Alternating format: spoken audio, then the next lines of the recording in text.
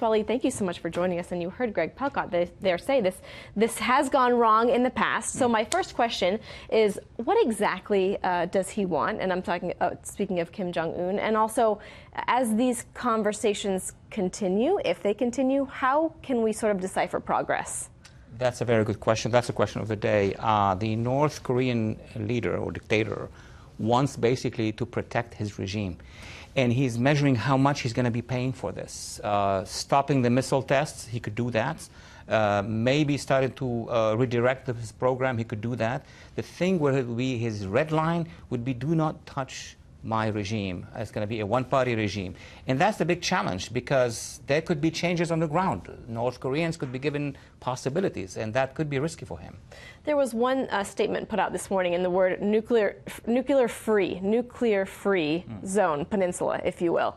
My question to you would mean that probably would include the 28,000 troops who are in South Korea to leave, and that's probably never going to happen. It could, but yes, at this point in time, the 20,000 troops are basically facing the million troops to the north. So it's really the task forces that we have in the ocean versus the missiles. So if you look at it from a balance of power, if he disarm his missiles, then we could redeploy.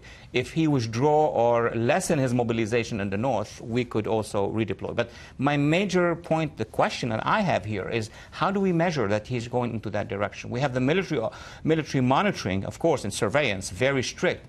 But also the most important factor, will he allow his citizens to visit the south? That would be a major game changer. Yeah, I can't even imagine that. I'm sort of curious on who has the upper hand going into the meetings, and as we go into the meetings, would he sort of tread lightly, maybe not ask for sanctions to be relief immediately? Would he start sort of lowering the bar, if you will? Normally, he will ask for everything he wants to ask for, and then, of course, the power of he read Art of the Deal, maybe. Yeah, maybe, translated to him. But remember, there is also China behind him. He has been prepped by the Chinese during his visit. So they will be basically doing the larger negotiation with us, with the United States, and he will be part of that negotiation, basically. Before you go, I do want to shift to sort of a larger foreign policy outlook. Obviously, it was a big week at the White House. We saw the French president. We saw the German chancellor. What is your takeaway from this week on where we stand in the world? Well, basically, the two leaders, European leaders, we're here for one specific issue, the Iran deal. It's not a secret in Washington anymore.